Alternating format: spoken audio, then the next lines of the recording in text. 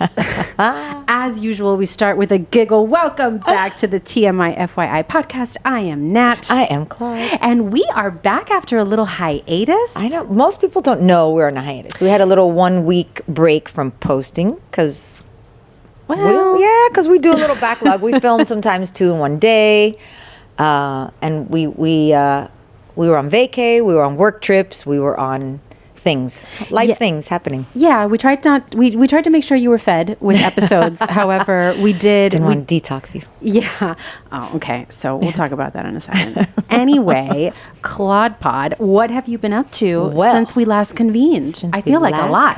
A lot. Africa, which was... How was it? Most people say, was it life-changing? I mean, changing is a strong word. If you're an animal lover, if it was on your bucket list, if it was your dream trip, like it was for me. As it was for you. As it was for me. It did. Life-changing just made me really pay attention to a lot of things, a lot of realizations, a lot of, the thought I kept having was, oh my God, this exists parallel to our world. This is happening. These animals, you really get to see like, wow, they're out here living. They're not out in the rat race. Right. They're and then I kept thinking, 401k. okay, I don't need any of the things I have. Just send me my dogs and move all our stuff. You just realize how natural and how simple, just a simple existence. It's just so peaceful and refreshing and just, it really is. You really feel connected to the planet.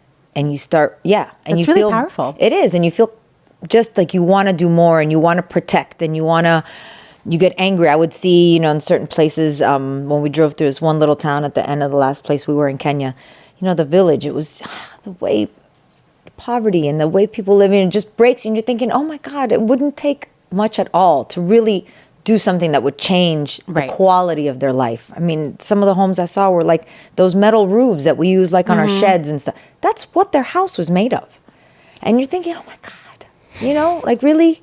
What does a purse cost? I know they can't build a house for that, obviously, but I'm just saying the priorities of what... Those commercials made it sound like it was very economically reasonable for 25 cents a day. But then you have people making millions and millions a minute, an hour, a day, and you're going, really? Like with 1/100th of that, you could really change the lives. So those are the thoughts. You're there and you're going, you almost feel guilty. Yeah. And the people everywhere. Really everywhere we kind went, so nice. And just the first place we stayed, I mean, we were all like hugging and crying when we left. We were there 3 days. I mean, you spend a lot of time with them, and they know your names from the minute you get there. And you just spend 8 hours a day in a car, in a Jeep, and you just experience so many beautiful things that... Aww. We can't wait to go back. We already... Oh, so you're going to go again. This was a bucket list that you will check off twice. Oh, no. And we want to do, I think, the gorillas next, the gorilla encounters, which scares me a little. Yeah. But I can keep doing these, like, anytime. We got to see, not really the migration. We were late. It was earlier this year. But we got to see, when they came back, the wildebeest, they were... I mean, when I say thousands upon thousands upon thousands... You don't even understand what that looks like until you're there, and it's all like black speckles, and you're going, what? And you look and you realize it's all wildebeest, and you're going, holy shit! And there's just, and you go over the next hill and more, and you're going, oh my God! And they did line up at one point to cross this one part, and you're going, oh my God! And they just get into a single file, and they follow each other, and they stop. And so that was amazing. If you get a chance, you guys out there, if you get a chance to do it, if it's on your list, do it. Whether it's family trip. It's good for kids. I would think they should probably be a little older just to appreciate. I can't imagine taking my 5-year-old No. And that's a trip that you want them to remember. Yeah. And, you get up very early in the mornings. By 5 a.m. you're up and you have to be at breakfast at 5:30. So you're up early. Sounds relaxing. Yeah. Well, it is. I mean, you come back midday. It is. It's very quiet. That's what I love the most. No technology. The Wi-Fi is basically if you're in your room. You get it there. I love that. And then once you leave, nothing. So it's no televisions anywhere. For 2 weeks, we were... that's so nice. It was wonderful. You're just off the grid. Off the grid. That's amazing. And it's really, you're recharged after that. It was awesome.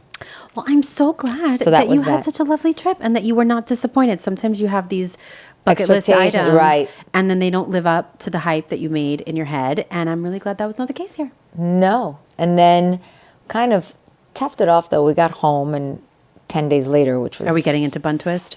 No, not bun twist. Oh, okay. My oldest rescue passed. We had to put him down a week ago. So... Guys and gals, you heard us in the last episode actually talking about dear Mr. Henry, yeah. Yeah, and... We'd had him... Well, my birthday is next week, and we got him on my birthday in 2010. So we legit had him here at home for 15 years, and he was 6 months old when we got him. So he was 15 and a half. But it was very peaceful. We got to do it here at home. I was alone. Everybody was out of town. So it was me and the doggies, and a friend of ours, our handyman actually. He had come over in the morning, and he loved the dogs. Yeah, but he loved the dogs, and he was wonderful. And it was peaceful. We did it in his favorite little bed and here at home. But it's weird. It's weird. It's the first time we've been under 3 dogs since 2007. Well, I think it's time. I mean, not that I wish this on Henry, but I can assure everyone listening, no dogs live better lives than the ones who live in this home. Okay? I promise you that. That's one of my goals in life. Yeah, well. If you have one, they're with you for you're their whole life. You're it. They don't see or do anything if you don't take them to do it. You're it. So I hope to give them, especially when you rescue them and they come from God knows what. Difficult. I like to think that I would love to find the person that turned him in. I hope it was not like a bad situation or someone, but I'd like to say, hey, thank you for turning him in, because I think we gave him a pretty good... I would say that's correct. So, well, okay, so new hair, birthday coming, Africa trip. Things are looking up for Cloud Pod. Yeah, I know. What about you? What have you been doing? Recap. Let's see. Not nearly as interesting. I have been buried in work. This has absolutely been the busiest season of my life. And in a way, kind of exciting, because I've been getting to use all my positive psychology stuff at work, which is nice, except like they're like, oh, good. Now you can do like all these other things. So it's literally been just the busiest time. And then I got sick and was trying to do all of that. But I did just come back from a trip to Boston and to New York, which, is my number one favorite. Yes, favorite town in the world. Got to go with my girlfriends, no boys allowed. Just went, ate, danced, pierced my ears, shopped. It was wonderful. Pierced your ears. I got a third hole. Oh, ouch. It was fine. Ouch. It was fine. All right. And do you find that what you learned in your positive psychology course, like it actually... Because, sometimes it takes a while before it sticks, or that you're able to remember, oh, this is where I use this. Or I have to go back and review all my stuff. Like, I go into my book and my slides, and I don't remember it off the top of my head. And you're able to implement, and does it work? Do you find you'd have to ask the people who I've been teaching this to and see what they say. They're probably like, fuck this bitch and her, like, psycho babble. Whatever, happy. Yeah. With your positive self. Like, whatever, I have work to do, bitch. Take your happy ass. Yeah. Get out of here. Yeah. So I don't know, but Go I be think with the Karens. so. Yeah. Something. I feel like I've managed to make the connection pretty well. In fact, we just launched a whole new program today, which I think went okay. So, all right, good. Yeah, we'll see. So I don't really. So we want to do a bun twist, or we want to just leave it on a high note? I don't know if I even thought of anything that would be a bun twist right now. I mean, I have a running list, so I could just pull from any. If you have one, and I happen to say, you know what, I agree, then we could definitely, ping pong that back and forth. Let's leave it on a high note. Let's be positive today, in the spirit of positive psychology, in the spirit of getting back to it. Exactly. Let's keep it positive. So, What is our episode about today? It's about. Ironically, it's about the word no, which doesn't feel very positive all the time. Well, exactly. But it can be, and it should be at times. It needs a rebrand. And we should be able to rebrand, like stepmom. That's another topic that maybe. Stepmom is like I'm not going to go off topic, but stepmom is one that needs to be rebranded. Yeah, because even the Disney movies, every stepmom is evil. It's like, hi, not so much. We don't like them. No, but there are some. So we are talking about the power of the word no, but also the difficulty with saying no. And I think women in particular struggle I don't have any empirical evidence on this, but I'm going to go ahead and guess that for women, it's a lot harder to say no. Well, we can only speak on our experience. Again, not professionals, and not don't sue us. Yeah, for anything not even sue us, but those that may leave their beautiful commentaries. Oh, I'm salty from that forever. People listen to the whole podcast if you're going to comment. Next episode, anyway, how to hold a grudge. Yeah. Oh, I got 5 stars on that one. So I think as women, and since we, usually, I don't want to say commiserate, but we all, vent, we talk, we discuss, we share, we mental health ourselves, with each other. I think that's a common topic.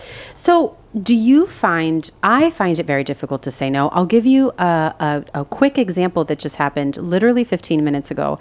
I was coming to this. My fault. I was coming into this episode and I was like, hey, I'm taking a little detox from the drinking. I'm not going to drink today. And I guess Claudia didn't see it. And so apparently she texted that. I did not it's in writing. See that text. It's in writing. Okay. But she didn't see it, and I believe her that she didn't see it. And she comes in, she's like, she had already poured it, which was so nice. Which is not usual. Usually you come in, not usual at all. We'll open it together, and then we come and we discuss. Like, okay, what are we talking about? So I said, "Oh, I'm not drinking," and she's like, "What? Why?" And so I told you why. Which again, I'm not pregnant or anything. Yeah. She tried to lead in with "I'm pregnant," and I was like, "What?" Yeah, I know. And then because I'm funny and a good time. But and then within literally, it took her maybe 12 seconds to convince me. Like, okay, fine, I'll do it. I was like, fine, but I'm not going to drink the whole thing by myself. Fine, I guess I'll just have the one glass. She's like, okay. It's hard to say no. So I mean, this is obviously a silly example, and I could have just stuck with my no, but it is difficult for me to say no to things. And why too? Why is it hard for you? What makes it hard for you? Oh my gosh. I think it depends on what it is. There's times I say no because I don't want to be the bad guy in a situation. I don't want... Or you don't say no. I think there's a deep-seated, and I think if a lot of us are honest with ourselves, and I don't think it's in this situation, but I think in other situations, you want to be liked. You want to be the good guy. You want to be like, damn, I did it last minute and she was able to do it, or, it got me out of a jam. Or you want to be, I don't want to say the hero, but you almost want to be like, praised in some way, or it does something for you to think, oh, this will make me look good in their eyes, which that sounds very shallow. I don't know how else to explain it, but there's it makes you feel good. I don't mind it sometimes, even if I have to sacrifice something or change something around. If I can help somebody, I will do it, and it's not a big deal. There are times I've said no, like for work especially. That's where it's made an impact in my life, where I've really had to pull back and say, okay, I need to really do better at saying no, because it's caused me all-nighters. It's caused me a lot of time away from my family, family parties, other things. My husband spending Fridays and Saturday nights a lot of times by himself in the living room watching TV because I'm working late, because I couldn't say no to a last minute order because somebody... Well, work is a really difficult place to say no. We can talk about that a little bit more, because, and it's funny, I just had a conversation with a law firm associate who is struggling with this very thing, and she's like burning out, and she says, I'm working crazy hours, but I'm getting more and more stuff, but how do I say no without looking like lazy, looking like you don't care, you're disengaged? Right.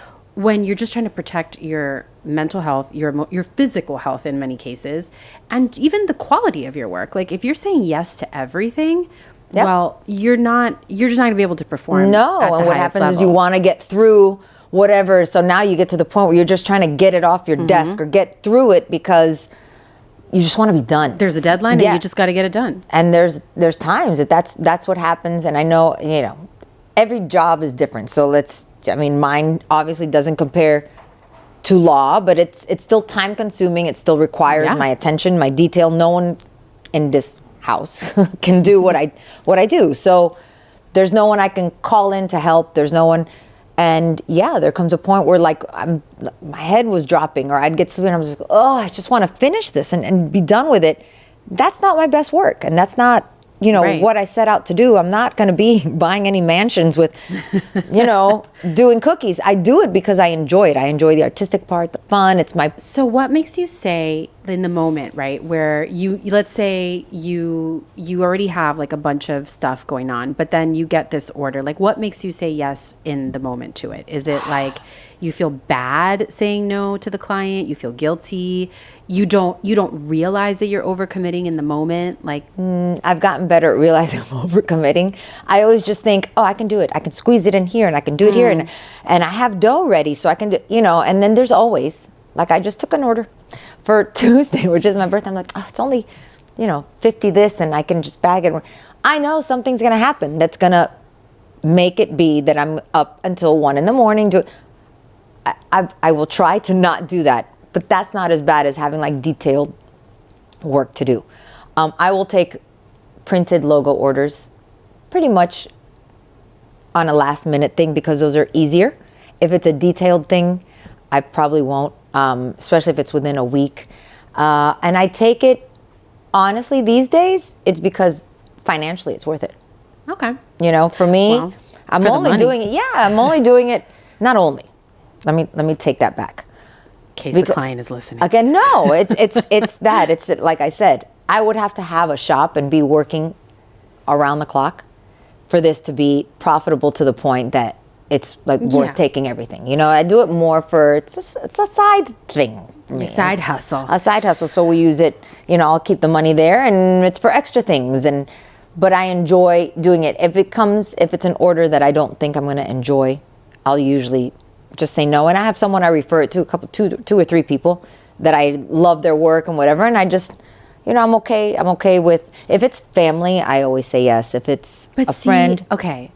Can we And there pause have been times, where it's last minute and it really screws up my, So, but so with the family thing, it's hard. it's really hard. It's I think hard. those are the hardest people to say no Yep. to, more so than my boss or anything, which I can kind of like work 1000%. around. But when a family member jumps in with a request, and you, whether it's a cookie order or it's, hey, can you come to this thing, or we're doing whatever, and you just don't want to, and you just want to be like, no, I don't want to do that. But how do you do that without hurting their feelings? Like, I for me, it's not so much when I can't say no. It's not so much that I want to be liked, although I think this is like the other side of the same coin, Right. Which is I just don't want them to be mad at me. Right. I really there's something about someone being mad at me. Oh, I know. That really That makes my or alarm hurt, bells. Or they're gonna be like, oh, what? She had something better to do, whatever. And then you're on the other side. You're reading and trying to implement these things in your life that you're like, okay, priority. Right. Don't. As you get older, you have limited time. Don't spend it doing things you don't want to do, and then you go there begrudgingly, and you're like, I really just wanted to stay home and do. And why do we feel guilty about? You know what? I'd love to see you, but I really planned on just. Do we have to say why we're not going? Why do we feel like we have to explain why we're not going? So- Why isn't no enough? That's the whole no is a complete sentence movement, which I think, I mean, yeah, like power to the people, but also no, you can't just be like, if I was like, Claudia, I'm having a barbecue at my house on Sunday. Can you come? No, like you can't just say that. Thanks, Nat. I'll talk to you later. You can't do that. Right. So you do have to give an explanation. I don't think we have to necessarily go into as many details as we tend to go into. And we do. We Oh, over-explain because we have to make sure, pat on the head. Please, Yeah, make like, sure. please don't be mad. Please like don't be me. mad. Please like me. Right. Please don't Yeah. stop liking me. And please invite me next time. Because Yeah. next time I might feel like it, but this time, maybe not. I struggled with that for so long, and I had an incident. I guess not. I don't want to call it an incident. It seems like A situation. A situation. We had a sitch, maybe like a year ago, where and I don't want to reveal too much because I don't know if the people listen. They may not. I don't know. They might figure it out. But basically, I had something planned for myself. And it had been on the books for like a couple months, and I was really excited about it. And it was like, yay, I can't wait. And then we get this invite to something that was planned sort of last minute. And it was going to interfere with my well-established plan. Yikes. And I was so resentful because I was just like, I don't want to do this thing. Ordinarily, I would, but in this instance, I do not. And I felt like I have to, I must. And I was getting really resentful and unfairly toward the people who invited me, because it's not their fault. Of course not. They had no idea. They didn't know. They're not thinking about it. So I was actually talking to my therapist about it, and I was like, I'm so resentful. I feel like I have no choice. And she was like, no, you have a choice. And I was like, and you know what? Side note, frustrates me when they say that, like, oh, you have to draw boundaries. You have to. I get that, and I'm like, okay, easy to say when you're sitting on that side of the desk, but it is, but it's also true, right? Because we start going down this rabbit hole of, well, if I say no, then they're going to say this, and then I'm going to say that, and then we're going to get into this thing, and you go down this road where you actually feel like I have no choice. And the way she phrased it was like, she's like, no, look, you have a choice. She's, you could not go to that thing, and in this situation, someone's going to be unhappy. It's going to be you or it's going to be them. So you get to choose who's it going to be. And I was like, you're right. Like, there's no winning in like where everyone is satisfied. And I had to decide, is it going to be me or is it going to be this other person? And in the end, I chose the other person's going to be disappointed, and they're just going to deal with it. And I think they were disappointed, and it was very uncomfortable when I had to say it. But in the end, it worked out because they were fine. I mean, yeah, and the event, I'm sure, went on or happened. The event went on without me, and it was wonderful. I wasn't like a big add-on to the event anyway. I got to do what I wanted, and we all moved on. Did you feel guilty while you were doing what you wanted to do and thinking, oh, no? Okay, well, I felt really good. Okay, I was like, I actually felt. You know why? Because I felt really proud of myself. There you go.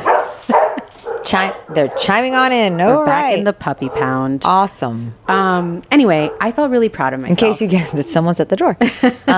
Because that's the kind of thing I would normally be like, okay, fine, I'll go. Then I'll be super pissed the whole time. I'll be resenting it, talking shit about these people later, even though it was literally my choice. And so I didn't feel any of that. And I felt really good. And I felt very empowered.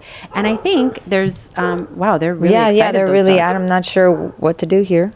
Well, we'll keep going, and you all are going to pretend you don't hear it, and that's how we're going to do this. And if they keep on, I'll just shut the door, and then they'll be scratching at the door. But, you know, when no one's home, that's what happens. I have no chaperone to corral them into another area. But anyway, so I know you're right. I think they do, therapists are like, your boundaries. But it's true. And then when they say it, I go, yeah, that sounds great. And I get all fired up while I'm talking, and then I go, okay, but now I got to put it into action. I did have to implement certain boundaries in the past couple months, and I'm not even gonna get into details because it will be clear but it's hard. It's hard, especially when it's someone that you're close to or someone that you care about or you're trying to help or you're anything. You know, there comes a point where there does have to be a boundary. You know, for me, a lot of times, even in situations with family or with very close friends or where you're trying to help, and then, you know, they'll either come to me, for instance, and discuss their situation, or they'll come to my husband, but after a while, you know, I'm not by myself. We're like a unit. So whatever happens to me or whatever I can help with or whatever, that also involves my husband. It affects our life. Yeah. So I can't say yes to everything and just green light everything I'd like to do or whatever, because I have to at some point stop and think, okay, but I still have to keep that part sacred. Mm-hmm. You know, I have to keep certain space, right, quote unquote, for myself, for my life, you know, and then if I'm getting upset about it, that's not good for anybody. No, but that's why I think maybe we all just need to reframe no, which feels mean and it feels, you know, like selfish. Yeah. And just it does feel that way. It feels very selfish and very like, meh. Yeah. No. But it's not though. Like it's self-preservation in a lot of cases, which is, you know, put the mask on first. It's like rule number 1, stay alive. And number 2, it's honest. And if you're really someone that values, if you say you value honesty, and I think most of us would say we do, I would say then you got to be more comfortable saying no, because how much lying are you doing when you're like, sure. And we have to be better, I think, on the flip side of that. We have to be better about hearing no. When someone says no and someone Whether it's a request to hang out, whether it's a request to a party, whether it's a request for help, whether it's financially or whatever the request is. If someone says no, understand that it's probably not, they're not being an ass, and it's probably not easy for them. Yeah. You know, there might be a few people out there that have no problem saying, kudos to you that you can do it and not give a shit. Know. Most of us give a shit. We do. You know, whether it's parents doing something, you know, for the school with the kids, whatever. Being invited to something that you don't want to go to. We've all been to a million things. We're like, fuck. You know, and you think, and in the end, did it really, like, what do you like? Needle? Yeah. It doesn't. And, you know, and sometimes you can do it and get out of it quick. And you're like, okay, check off the box. We were there an hour and we left. I mean, again, you're navigating all these social situations, but I think sometimes the receiver of the no, you worry about how they're going to take it. And it's like, you know, that shouldn't be our problem.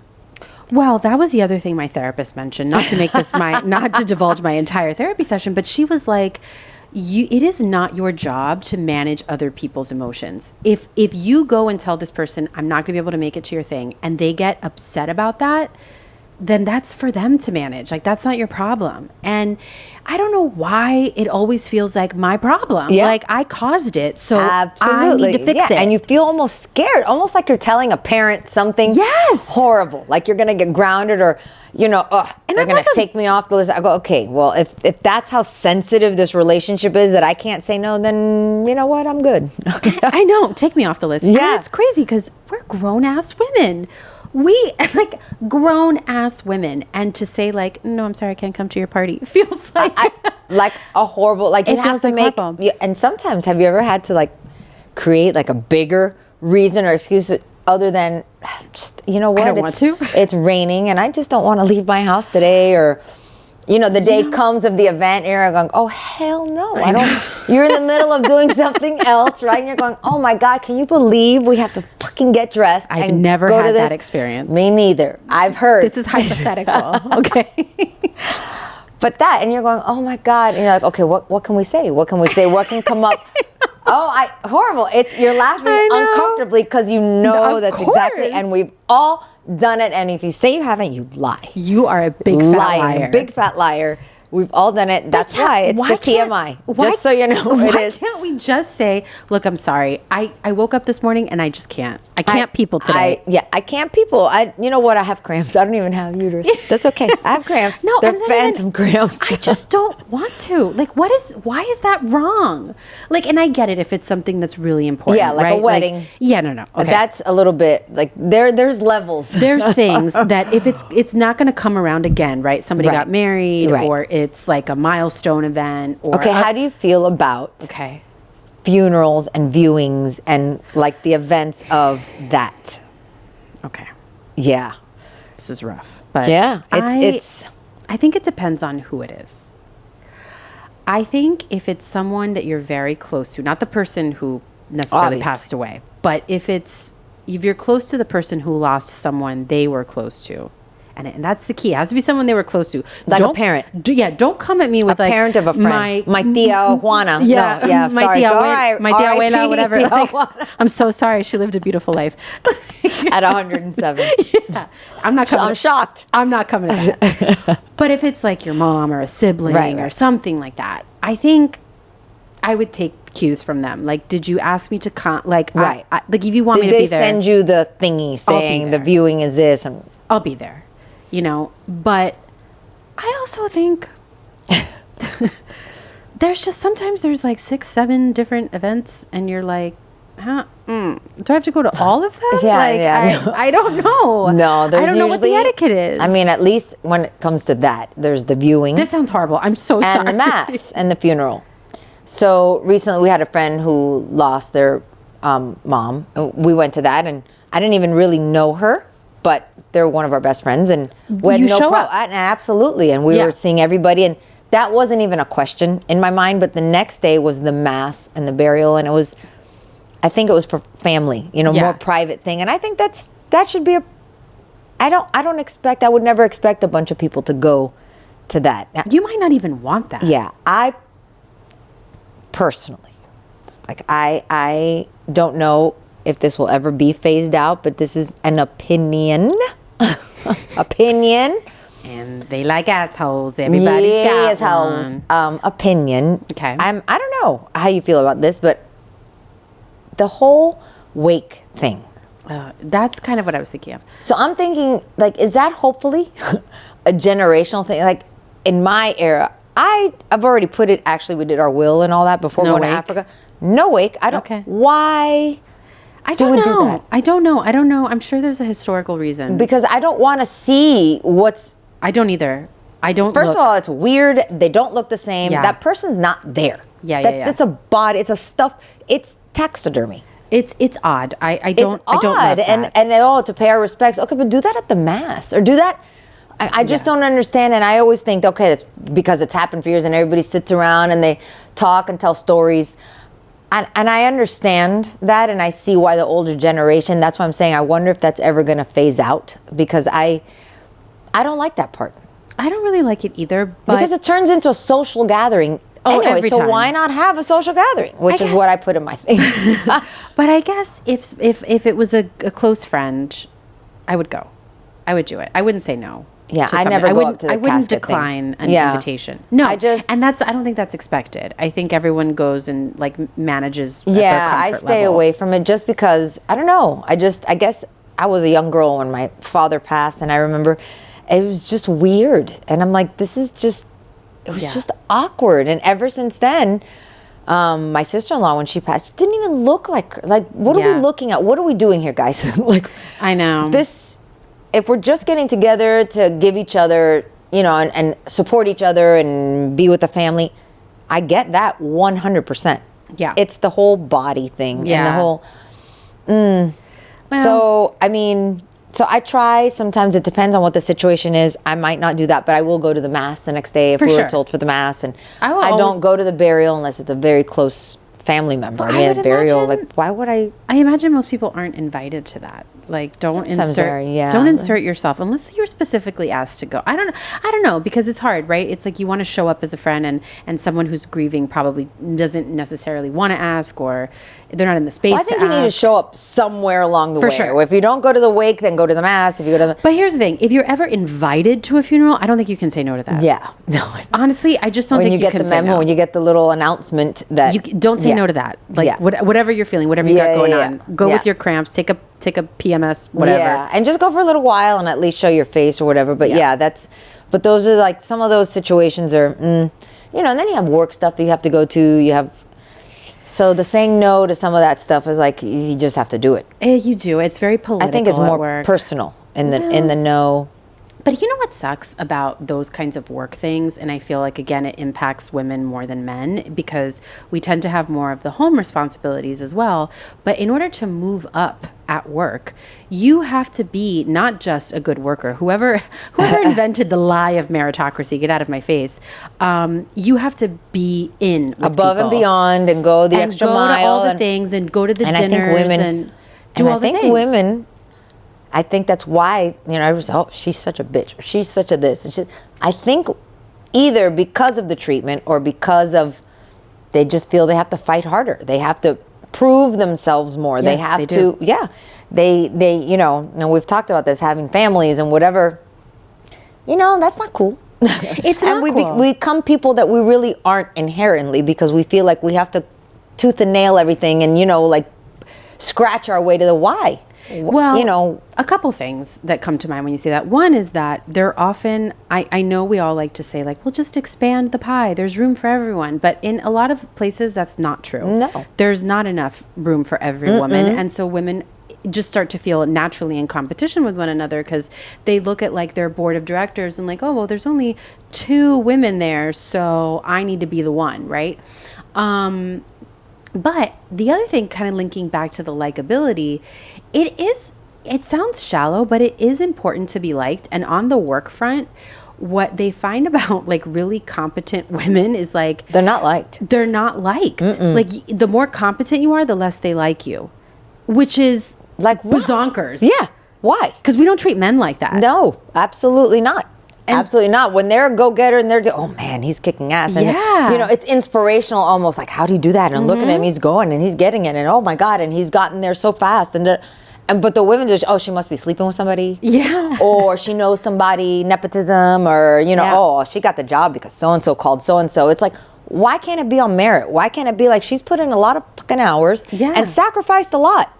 And then if she's done that, oh, she's a bitch. And there's always like some negative. Yeah, it's a very, it's called the double bind, actually. It's the double bind. It's about like, if you're likable, they don't perceive you as competent. And if you're competent, you're not likable. So you have to walk this super fine line. But how do you win? Oh, it's very hard. It's like, let me know if anyone figures it out. But like, but I'm just saying, like, part of the game of getting and moving up in your career is going to the networking events, having to and say the yes dinners to the things that are going to compromise. You have to say yes. But then how do you do that when you are also kind of going back to earlier episodes and about kind of like the mental load? If you haven't listened to it, go check it out.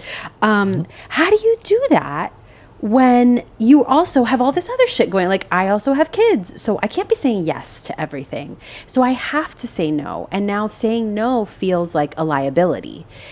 And because I mean, I dare to guess, or I don't know, talk out of pocket, I guess. I don't know what. Comment out of pocket. Okay, we're having a conversation. Yes, I know. We're conversing. I don't think there's many men that say no because of their kids or whatever. For sure they don't. Okay. Because their wives will handle it. They'll text her and be like, I got a work thing. See ya. And so that's not fair. Of course it's not. So that's not cool. So then, you know, we're saying yes to everything, and other things are taking the hit. When they say yes, nothing really is taking the hit because things are being handled. Not to say that if we say yes, it's not being handled, but for some reason, it's like a bigger strike. You know what I mean? It's a big red X, like, oh, she's working late again, or she's doing this, or she's got a work trip, or she took on this extra project, and it's going to take you away on weekends, and it's going to... Yeah, it's not received in the same way. So it actually is, even though we talk about like how powerful it is to say no, for women, it can be really like... Make or break a lot of times. And it can really fuck your shit up. Like, for lack of a more elegant way to say it. Bumper sticker coming soon. Saying no will fuck your shit up. It can really fuck your shit up. And so sometimes when I see these, like, no is a complete sentence and just say no and blah, blah, blah. And it's like, well, I think I'd love to. And I'm working on it. But it is more complicated than that. It is. There's a little asterisk next to it. Yeah. Like, okay, see footnote.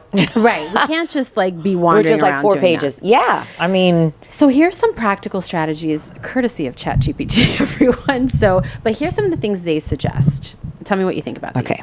So building your no muscle, start with small, low stakes no's. So just saying no to like stuff that doesn't really matter before you have to say no to like a big thing, which I guess is fine. Okay. Like my barbecue that you can just be like, nah, bitch.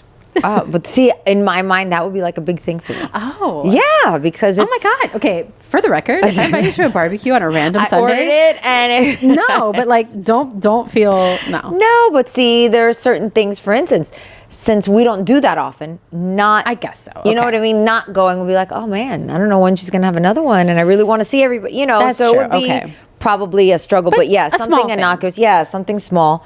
Well, those would have to come in order. Like that would have to happen, and practice those no's before you take a big no. Maybe even just, you know what, it could be a good practice. And I know I don't know how you all feel about this, but I hate the tipping culture of today, where you're expected to tip literally everywhere you go for every freaking service. And then they look away. Oh, I know. We're going to ask you a question. Here, that's going to ask you a question, tap on whatever, and they look away like they're not going to see whether you tip or not. What is that? I don't know, but stop it. You know what you're giving me. I was on. Oh my God, I hate that shit. I was on the Brightline train, which for anyone who's not familiar, the Brightline train is this train that just takes you from Miami to Orlando. They got tired of people on the road. And different people, in different cities along the way. So I usually take it to go to West Palm Beach, where the office is for my job. Business. My business, because I'm a business lady. And they have like a little store in the station. I went to the shelf. I got my own sandwich. I got my own drink. I did the whole thing all by myself. I walked to the thing like a grown-up big girl. I went to the little thingamajig. I go to pay, and it asked me to give her a tip. I'm like, for what? No. Literally for what? So I said no. And I think that could be a low stakes, like, I'm not going to feel pressured because most of the time I'm like, fine, I'll give $1. But you know what? If I started adding up every dollar that I give out of like guilt, it's probably a lot. So I'm gonna challenge all of us to small no, just say no to the tip if they don't deserve it. I think it's mostly in a drive-thru, but I went through a phase maybe in the last month or two that I was going through Starbucks because they have the ice brown sugar whatever oat milk thing that I love, and I discovered cold foam. I didn't know that existed. I didn't know that's what it was called. I didn't whatever, and I discovered. I'm like, oh, that's salted caramel cold foam. I think that's where I gained a couple. I was having one a day, and then I upped it from tall to grande. I'm like, I am paying $7 for a coffee. Isn't it outrageous? Just to be able to say cold foam on top. I was so excited every time I got to say that. But then they do that thing. They hand it to you to tap, but then they look away, and I'm just like, stop it. If you want your tip, look me in the eye and ask me. But you know what? You're doing your job. That's what you're hired to do. Like, that's how why am I tipping you? I don't tip the person at Burger King. I agree with you. Or the other drive-through, you know. So this is where you're going to practice your no muscle. Yeah. That is small, low stakes. All right. It is. Other things you can do. Give yourself a pause, saying things like, let me check my calendar and get back to you. That's just delaying the inevitable. I feel like. I mean, unless you're going to come back with like coming back with a good excuse to what you're going as a no is not enough. I got to come up with something. I checked my calendar. It turns out I'm going to. Well, there are times I've said no, and recently this week I had to say no twice, and it was legit, and it broke my heart. Like I wished I didn't have to say no. But it was babysitting. Both I had two nieces. Oh, well, that's like, one of them was sick and couldn't go to daycare. But I was doing this order that I got this last minute one for Coca-Cola, which was important for me. And I couldn't help her, and it ate at me because I said, to be able to help somebody, I will drop things if I can to accommodate because I know what it's like to me. And then today I got a call from my other niece. And they need something on Monday, but Monday and Tuesday is my birthday stuff. And there's already plans, and I that I won't compromise because my daughter's made plans, but it kills me to say no when I want to say yes. So then there's that flip side too, where you can't, and you think, can I move things around? Can I do something to make my no a yes? And when you can't, that eats at me too. So no is just a shitty ass word. There's just no winning in this whole fucking thing. Okay, so a couple other things we'll leave you with because we are going to be closing out our no topic episode. But other things you can try is saying yes, but, and then offer an alternative. Like yes to coffee, but next week, which I don't feel like that's like a no. That's like a let's reschedule. Yeah, I feel that's like not that's even fine. a no. And the minute you say but, it erases everything before that. Yeah. Some of these phrases for like a hard no are thanks for thinking of me, but I can't commit right now. Like, who are we talking to? Who talks like that? The computer? Is I like the Wally computer that Can you imagine? Hi Alexa, can you draft a computer? What? Can you an answer? If you called me with something, I'm like, that? Thanks for thinking of me, Claude. I can't really commit right now. Okay. Can you please put Natalia on the phone? I appreciate weirdo. Imposter. I appreciate the offer, but I need to pass this time. Okay. All right. This doesn't work for me, but here's another option. Again, like, am I the recorded? That's your avatar. Yeah, no, we can't do that. That's not going to happen. Guys, don't follow ChatGPT. Yeah, but I mean, sometimes it's on the mark.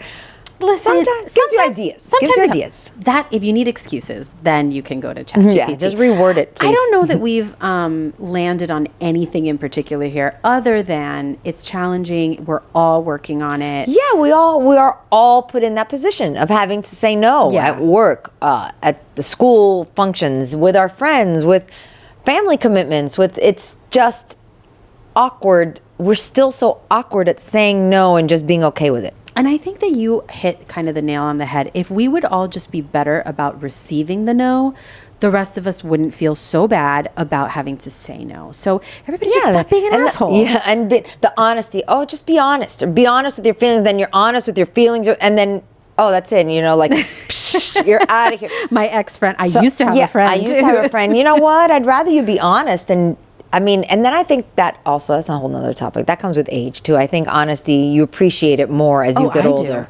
I would much rather someone say to me, you know what, I woke up today and I can't do it. I don't fucking feel like it, and I don't feel like it, and I'm really sorry, and I love you, and I'll make it up to you. I prefer that to, oh my God, I forgot I was going to Dallas and I'm on a flight. I have to pack right now as I'm going out the door. My suitcase. Yeah. Don't do that. No, to well, me. like there was a day you came and I was like, I'm not feeling recording today. I'm not feeling it. It was a shitty day. I don't even remember what it was. And you're like, okay, cool. We'll just sit here and let's open a bottle. That was like the best because I almost felt like, how am I going to tell her? You know, because I know it's a commitment for you. You're coming from work. You have the kids at home and you came all the way here. Yeah, but like, why didn't you tell me this before, bitch? I didn't have to drive over here. But it was like, in my head, I'm like, I'll work through it. And that day was just not. Yeah. No. I was just going to be sour. Well, I'm glad you said something. See, we should all be like us, basically. Yeah. Okay, so we're going to do our delve deck card. Okay, do it to it. I have one in the doorway it's holding the door open now because is it going to be something good? No, God, no. Shitty, well, crappy. I mean, it's a little downer, but no, we don't want a downer. No, I think these might all be downers. Are those? Yeah, because it's the but I do have an answer. Serious one. I do have an answer, which is basically like okay. Let me see. We won't do it. Do a happy one. Okay, I have one. Okay. What makes you feel loved? Oh, you see, these are good. What makes me feel loved? I think when someone remembers like details, like little small details about you, or like do you mean like friends or your spouse or anyone? Like if someone remembers a small detail about me, a quirk, oh, I know you like this, or oh, I heard you say once about this. Like if you can just remember like a small thing like that, it means a lot to me. Yeah, it makes me feel like, oh wow, like you like cared. I mean something to you, yeah, right? Like you've remembered because I matter. That's really, I get that 100%. Yeah. I got a beautiful, I don't even know if it's beautiful, but to me, it touched me. And I don't know if Destiny, if you're listening, I call her Density because I go back to Back to the Future. Oh, yes. Okay, so Marty McFly, when he's trying to practice, he goes, you're my destiny. He goes, you're my density. And we always laugh like, what an idiot. So her name is Destiny. She does my nails. And she sent me randomly. I send her things randomly on Instagram, like little videos or whatever, every now and then, because I only go on at night. But yesterday, I got something from her. And I'm like, Destiny sent me something. And I open it, and it was just a snippet of some lady recording some video saying, okay, if you're listening to this right now, and I forget what it says, but it says, the person sending you this thinks you deserve all the good things and everything good that comes your way. You're very deserving. They think the world of you, and they send it to 5 people. And I was one of them. And I was like, okay, I don't know if it's like a chain letter, but I don't really know. But the fact that even she thought of me in that, it could be innocuous, but it touched. I was like, oh my God, that was the sweetest thing. You made the top 5. She never sends me anything. Yeah. So for her to send it to me, she's like, at some point, it must have, I'll send it to her, because we have some good conversations when I go. I'm there for 2 hours, and but. Things like that, exactly what you said. That makes me feel loved when someone remembers something I liked, which is why I find gift giving, for instance, at Christmas. I'm not a big, there's 10 of them on sale, let me get 10 and then give everybody one. No, I like to think of the person or the people and really think, I know that they love this, let me get. I love that. Yeah. I love it being very individual. I agree. Yeah. And we should all be giving gifts that way because nobody wants junk. Yeah. Well, and even if it was a $2 thing, as long as it's something that you know I'll like. Exactly. I don't give a shit what. Oh, no. If you got it at Dollar Tree. If it's something I'm going to like, if it's like food coloring, or really cool food coloring, or if a the cookie last time we cutter, were there, I said, hey, that's great. And you remembered, those are the things I love. Yeah. I agree. Let's all be a little bit more thoughtful with each other. All right. Well, we have come to the end of the road. Remember to practice your nose this week between now and our next episode. We promise that we are soon. We have said this now since the beginning. That we'll have guests? We are. We're working on it, guys. You know, to be honest, what it is, I know we got to wrap up, but I haven't learned or practiced or researched, and maybe you have, on how to do a remote guest. And I know that's a common thing, and it's really stupid to say that I don't know how to do it, but we don't. And I have the extra microphones, and there's that whole StreamYard, I think, and there's other programs that let you do it, but we have to do it because not everybody's going to be able to come in person. Well, I know. And we have several topics that we want to. But I already explained to you how to do it. No, you didn't. Yeah, I did. No, well then let's do it, girl. Okay, next time we'll have other people. Yeah. Well, I don't know about next time, but we will have guests. I promise you, it's not just going to be the two of us just yapping Forever. it up all Well, the time. I mean, which I'm happy to do, but I think Oh, me too. And others- you all should be too. You're so lucky that we just sit here and give you our But opinions. as I watch other ones, they're all like, "Oh, we had so and so on, and we talked to so and so." I'm like, "Oh, I guess maybe we should talk we to will, people." guys. We absolutely will. We will. But in the meantime, thank you Yeah. for listening, and make sure that you like, subscribe. Yeah, especially on YouTube. Subscribe Why are you so obsessed with YouTube? because it's the only way we might get paid someday. Oh yeah, help us make some money. Right. So, we don't need to. We don't want. It's not our goal, but it'd be nice. I mean, it doesn't hurt. So yeah, subscribe on YouTube. But we're also on Spotify, on Apple. We're on all the socials. So follow us. Listen to past episodes if you haven't. And Tell us join if there's a topic if you want it. Yeah. Yeah, we can cover for you. We'll talk about whatever you want. Yep. And we'll see you next week. Cheers, everybody. Cheers. Bye bye. Have a good one.